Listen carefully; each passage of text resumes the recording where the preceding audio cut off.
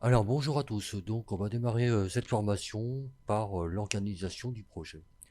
Pour organiser le projet, donc on va créer un dossier, donc clic droit, nouveau dossier. Ce dossier, on va le nommer sur le nom du projet. Moi j'avais mis un exemple, je vais appeler projet 2021.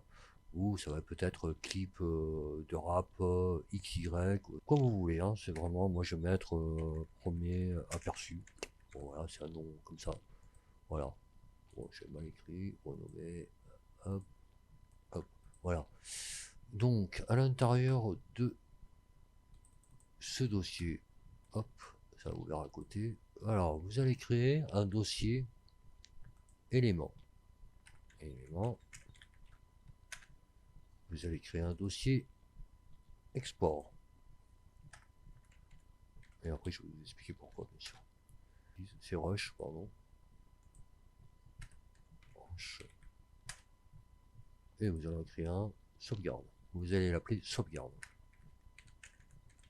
Voilà, ça c'est bon. Ici, dans Rush, vous allez stocker toutes vos séquences vidéo. C'est-à-dire, bon, si par exemple, comme je le citais, vous êtes dehors, vous filmez un clip de rap notamment, donc vous allez faire plein de séquences, plein de rush, 20, 30, 40, 50, et ben, toutes ces séquences-là, vous allez les ranger dans Rush.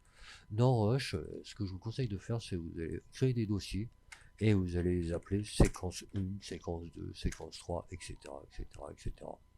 Tout simplement. Et comme ça, vous allez vraiment regarder l'ordre chronologique que vous souhaitez avoir dans votre clip. Après la sauvegarde, pourquoi la sauvegarde? Ben là, vous allez ranger toutes vos sauvegardes que vous allez faire de votre projet. Même si dans les options dans Premiere Pro, vous pouvez demander à Premiere Pro de sauvegarder votre projet tous les quarts d'heure, tous les 20 minutes, etc. Le mieux, c'est de faire vous manuellement avec un CTRL S ou autre, ou en allant sur fichier. Bon, ça, je vous le montrerai plus tard, mais voilà, vous rangerez ici toutes vos sauvegardes pour avoir des backups les plus régulièrement possible. En cas de, si vous faites un crash, voilà quoi. Au moins vous l'aurez.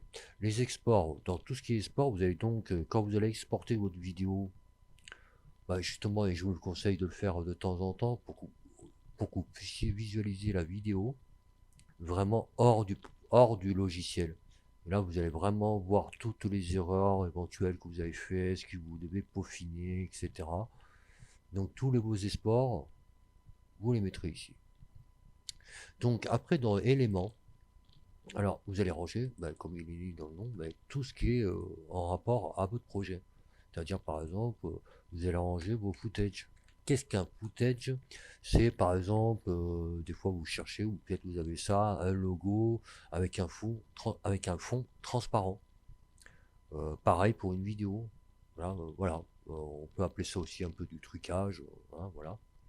Après, vous pouvez créer un dossier aussi, vous allez mettre, je sais pas, vos voix off, si vous en avez.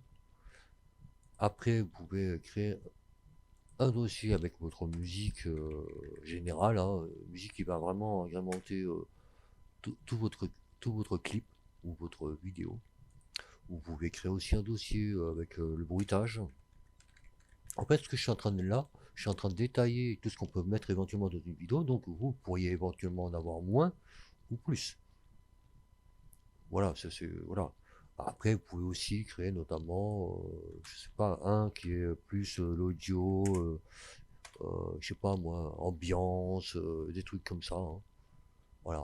Mais principalement, vous n'êtes pas obligé de le créer celui-là, mais voilà. Détaillez bien au maximum vos dossiers pour comme ça vous y retrouvez 100%, vous êtes bien, vous êtes tranquille. Rapidement, je refais le tour.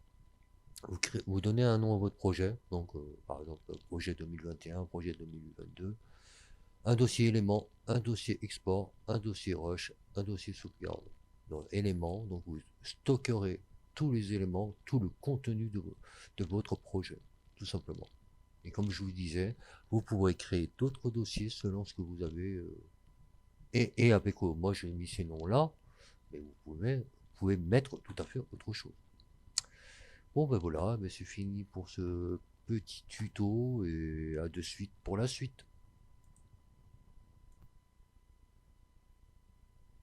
Alors pour la création d'un nouveau projet, À l'ouverture de Premiere Pro, vous serez sur cette page. Ici, vous aurez tous vos récents projets.